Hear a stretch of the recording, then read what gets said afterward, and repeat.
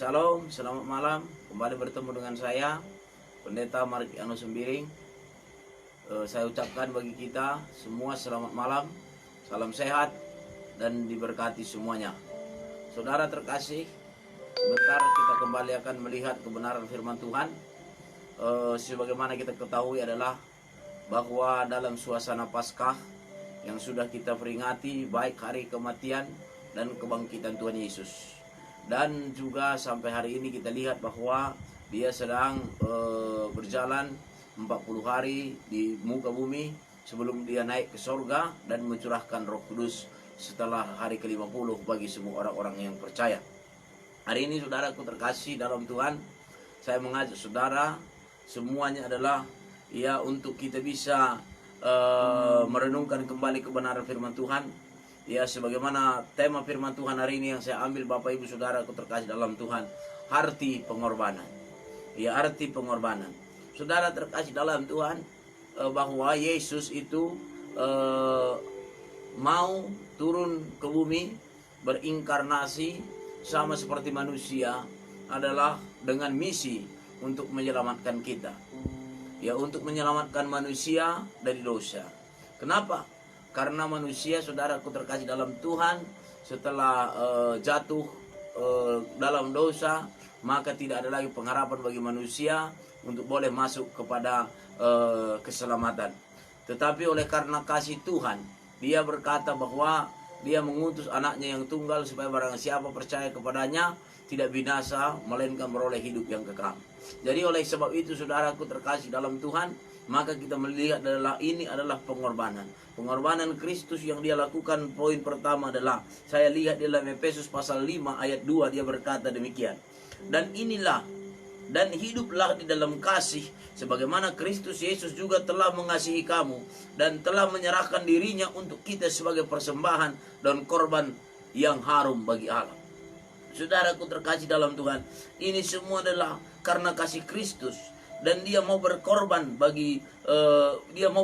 saudara, menyerahkan dirinya supaya kita bisa menjadi satu persembahan yang harum bagi Allah. Oleh sebab itu saudaraku terkasih dalam Tuhan, berbicara tentang pengorbanan tentunya kita bisa melihat kepada orang tua kita, ya, pengorbanan, dan kita bisa melihat kepada orang tua kita, bagi kita anak-anaknya. Yang demikian juga kita kepada anak-anak kita. Apapun kita lakukan untuk mereka. Kenapa saudara? Kenapa? Karena pengorbanan yang mereka lakukan tanpa berpikir panjang tentang diri mereka. Asal anak mereka senang, juga sampai cita-cita mereka. Orang tua itu tidak pernah merasa letih saudara. Tidak pernah merasa kecewa di dalam diri mereka. Dan ketika anak-anak itu menjadi orang berhasil dan dalam hidup mereka, apakah mereka bisa berbuat lebih bagi orang tua mereka? Hampir semua orang tidak bisa balas pengorbanan orang tua mereka. Ya, hampir semua orang tidak bisa membalas pengorbanan orang tua mereka, saudaraku terkasih di dalam Tuhan. Ya. Dan diteruskan dia begini, saudaraku terkasih dalam Tuhan. Dan ketika anak itu menjadi berhasil dalam hidup mereka, apakah mereka bisa berbuat lebih bagi orang tuanya? Hampir semua orang tidak bisa balas pengorbanan mereka.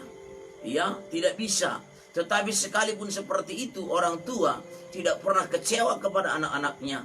Bahkan ketika mereka melihat anaknya berbahagia bersama dengan keluarga mereka, maka orang tua itu juga sangat senang, saudaraku terkasih di dalam Tuhan. Ya, dia juga sangat senang ketika dia melihat anak-anaknya menjadi anak yang berhasil, menjadi anak-anak yang diberkati, saudara. Dan diteruskan, saudara, tetapi pengorbanan mereka hanya tentang dunia ini. Itu yang menjadi pertanyaan kita. Pengorbanan orang tua terhadap anaknya adalah mereka tidak mampu membawa kepada keselamatan yang kekal. Mereka bisa berjuang, saudaraku terkasih, untuk membuat anak mereka bertumbuh besar dan menjadi orang berhasil. Tetapi setelah itu, saudara, mereka memiliki rumah tangga, maka orang tua itu sudah lepas daripada tugas. Oleh sebab itu, maka kita lihat adalah, tetapi pengorbanan mereka hanya tentang dunia ini. Dan itu tidak mampu menebus dosa keturunan yang sudah kita warisi dari nenek moyang kita. Itu tidak bisa, saudara, menebusnya. Kecuali hanya ya ada satu saudara. Tetapi itu kita sangat menghormati mereka. Bahkan kita sangat bersyukur atas mereka yang sudah melahirkan kita.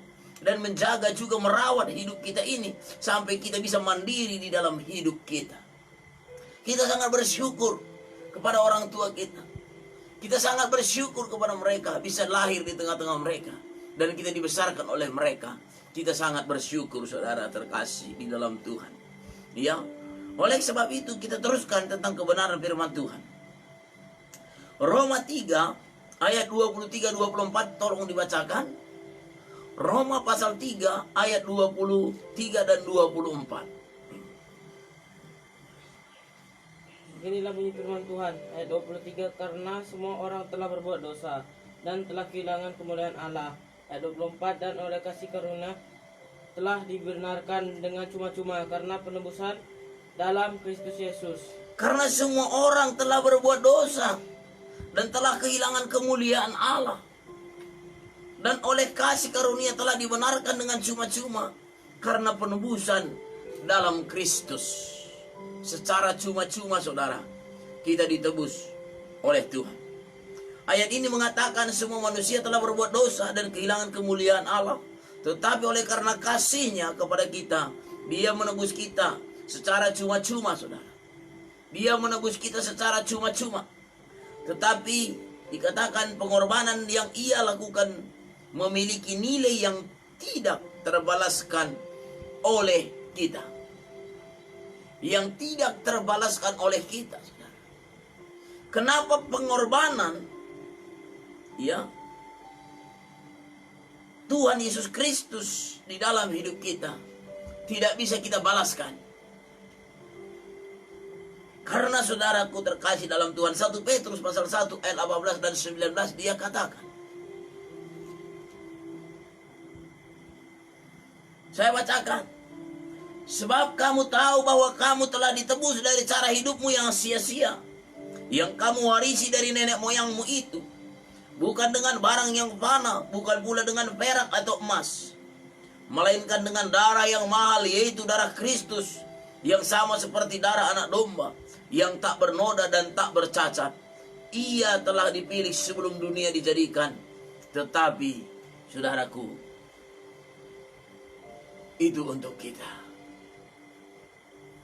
Dia menebus kita saudara. Dikatakan dalam ayat 18, sebab kamu tahu bahwa kamu telah ditebus dari cara hidupmu yang sia-sia. Dia telah menebus hidup kita dari cara hidup kita yang sia-sia saudara, yang kita warisi dari nenek moyang kita. Itu bukan dengan barang yang fana, tetapi dikatakan di sana ialah dengan barang, bukan dengan barang fana, tetapi dengan bukan perak atau emas, melainkan dengan darah yang mahal saudara. Dia menebus kita dengan darah mahal saudara, yang tidak bercacat dan tidak bernoda, supaya kita kembali bisa masuk kepada Yerusalem baru. Inilah pengorbanan yang Tuhan lakukan untuk kita saudara. Inilah pengorbanan yang Dia perbuat untuk kita. Maka itu saudara-saudaraku yang kekasih, karena kita tidak dapat balas kasih Allah kepada kita, maka kita harus lebih lagi belajar tentang arti daripada pengorbanan itu dalam hidup kita ini. Dengan cara bagaimana saudara? Dengan cara bagaimana kita bisa mempraktekkan tentang perjuangan itu? Di dalam Matius pasal 25 ayat 40 dia katakan saudara, dia berkata di sana, tolong dibacakan. Matius 25 ayat 40 dia katakan adalah, kalau kamu melakukannya, dikatakan di sana, terhadap salah satu seorang dari hambaku yang paling hina ini, kamu sudah melakukannya untuk aku. Terkasih di dalam Tuhan, hari ini kita bisa melihat apa yang sedang melanda kehidupan manusia. Apa yang sedang terjadi di tengah-tengah dunia.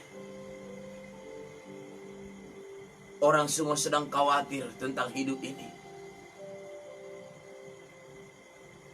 Semua orang sedang mengalami kegentaran. Apa yang harus kita lakukan, saudara?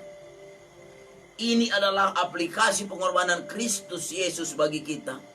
Semua jemaat Tuhan, jangan pernah berkata bahwa kita belum layak untuk berkorban. Jangan pernah berkata bahwa kita belum layak untuk berkorban.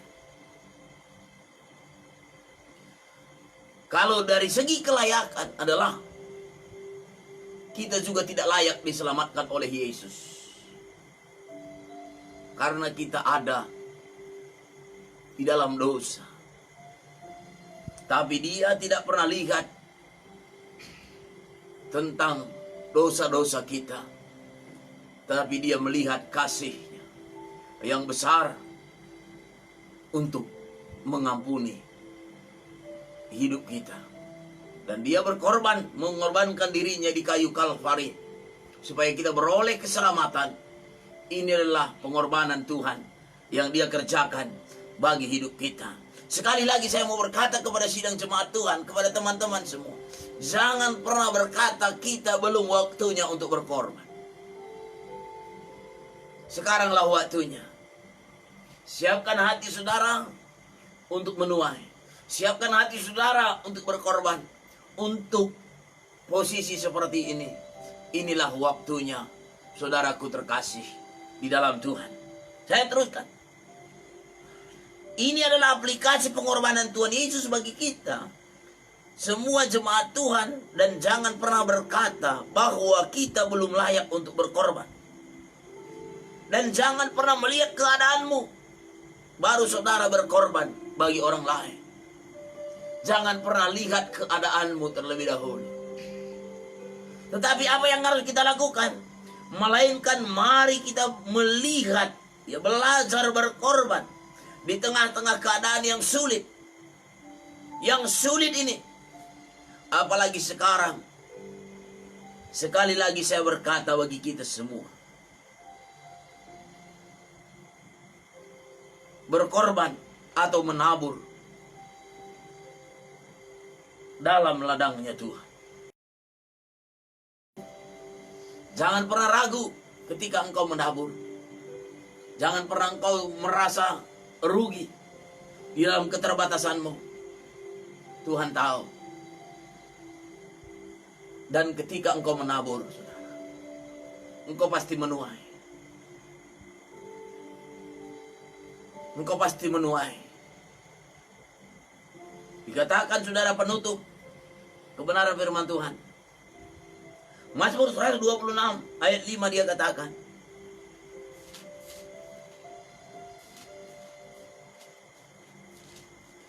orang-orang yang menabur dengan mencucurkan air mata akan menuai dengan sorak-sorai.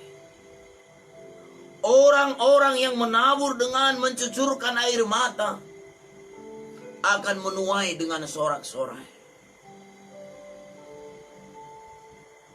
Ini kata Tuhan, saudara. Di dalam Mazmur 126 ayat 5, Ia mengatakan, orang-orang yang menabur dengan mencucurkan air mata akan menuai dengan sorak-sorai. Saudara, berarti ketika dia menabur dengan mencucurkan air mata, tentunya ini adalah penuh pengorbanan. Dan diteruskan di dalam ayat 6. Orang yang berjalan maju dengan menangis sambil menabur benih, pasti pulang dengan sorak-sorak, sorai, sambil membawa berkas-berkasnya. Ini kata Tuhan, saudara. Dalam Mazmur 126 ayat 6. Mari menabur di dalam Tuhan. Di dalam situasi seperti ini, waktunya kita berpikir apa yang bisa kita buat. Banyak saudara-saudara kita sedang mengalami krisis. Banyak saudara-saudara kita mengalami PHK. Banyak saudara-saudara kita yang sedang mengalami tekanan dan khawatir. Arti menabur, berkorban, bukan hanya di dalam materi, saudara. Kalau saudara punya materi, boleh saja saudara menabur, berbuat bagi orang banyak. Tetapi kita bisa memberi kekuatan bagi orang yang sedang mengalami kelemahan, memberi kekuatan bagi orang yang sedang khawatir, supaya mereka dilawan dan mereka mengalami sukacita. Saudara terkasih dalam Tuhan, kuasa Tuhan ajaib bagi kita dan sungguh dahsyat. Malam hari ini saya mengajak saudara semua, siapapun saudara, dimanapun saudara, mari kita sungguh-sungguh untuk melihat pengorbanan Kristus di dalam kehidupan kita, dan kita aplikasikan arti sebuah pengorbanan itu di dalam hidup kita. Kalau engkau menabur di dalam segala kelimpahanmu, engkau tidak memiliki hal yang luar biasa di dalam Tuhan. Tapi ketika engkau menabur di dalam segala keterbatasanmu, engkau menabur di dalam mungkin di dalam kekuranganmu, maka engkau adalah orang-orang yang berbahagia, saudara. Menjadi orang-orang yang berbahagia. Demikian bunyi firman Tuhan bagi kita. Demikian renungan firman Tuhan ini yang saya bisa bagikan bagi kita semua. Sekali lagi saya ucapkan selamat malam, selamat beristirahat, selamat bermalam minggu, dan kiranya besok saudara semua boleh beribadah, sekalipun mungkin di rumah masing-masing, sekalipun saudaraku diizinkan ke gereja. Biarlah semua damai sejahtera Tuhan tinggal di dalam hidup saudara. Dan sebelumnya itu saya mau berdoa bagi saudara semua. Kita sama-sama berdoa. Tuhan Yesus, terima kasih. Kami bersyukur malam hari ini Tuhan. Kami boleh merenungkan firman-Mu, belajar arti pengorbanan-Mu bagi hidup kami. Kami sungguh bersyukur sebab Engkau mati bagi kami, Engkau berkorban bagi kami ketika kami masih berdosa Tuhan. Dan oleh karena pengorbanan-Mu di Bukit Kalvari, kami memperoleh pengampunan dosa dan memiliki pengharapan kembali masuk kepada kemuliaan-Mu, dan boleh kelak menikmati kasih Tuhan, masuk di Yerusalem baru, bertemu dengan Tuhan. Tuhan Yesus, aku berdoa bagi semua teman-teman yang ada, baik yang melihat Facebook ini. Aku berdoa diberkati mereka, ditolong mereka dimanapun mereka berada. Kalau mereka Tuhan saat ini ada mengalami sakit, aku berdoa buat mereka supaya mereka memperoleh kesembuhan di dalam nama Yesus. Kalau mereka sedang khawatir Tuhan karena situasi corona ini, aku berdoa bagi mereka supaya Tuhan tenangkan jiwa mereka, Tuhan tenangkan hati mereka. Kalau mereka saat ini Tuhan mengalami kesulitan di dalam dunia pekerjaan mereka, Tuhan tolong mereka. Hamba-hamba Tuhan saat ini Tuhan diberkati dimanapun hamba-hamba Tuhan yang biasa Tuhan boleh berkhotbah di hari Minggu. Tetapi Tuhan, dengan situasi yang ada sekarang ini, hamba-hamba Tuhan bisa melayani di rumah-rumah, di rumah mereka, mungkin di rumah-rumah jemaat. Semuanya Tuhan yang memberkati, Tuhan yang menolong setiap hamba-hamba Tuhan. Tuhan berikan hikmat bagi setiap hamba-hamba Tuhan, supaya hamba-hambamu Tuhan semakin hari semakin luar biasa, boleh semakin menguatkan iman jemaat Tuhan di dalam situasi sekarang ini. Terima kasih Tuhan, terpuji namamu. Sekali lagi aku berdoa bagi jemaatmu, jemaat Gereja Betel Indonesia, Taman Yasmin Kebun, di tempat kami melayani. Diberkati Tuhan, semakin luar biasa, dan Tuhan berikan kemampuan melewati masa-masa krisis ini. Tuhan berkati mereka, berkati Tuhan nikah merumah tangga mereka, diberkati Tuhan anak-anak mereka, diberkati istri, dan diberkati pemuda-pemudi, diberkati suami, diberkati ibu mengandung, bayi-bayi, jabang bayi, diberkati semua Tuhan. Dengan kasih Tuhan yang luar biasa, aku berdoa, Tuhan memberkati mereka. Sebentar mungkin istirahat, Tuhan memberkati, Tuhan menolong, Tuhan tutup bungkus, berikan mimpi indah, bangunkan pagi hari sukacita, dan bersiap diri bersemua memuji, beria-ria memuji dan memuliakan nama Tuhan. Terima kasih Tuhan Yesus, pengorbananmu bagi kami adalah menjadi teladan, supaya kami semua umat-Mu boleh berkorban untuk kemuliaan pekerjaan-Mu Tuhan. Terima kasih Bapa, terpuji Engkau. Di dalam dan demi nama Tuhan Yesus kami berdoa dan mengucap syukur. Haleluya. Amin.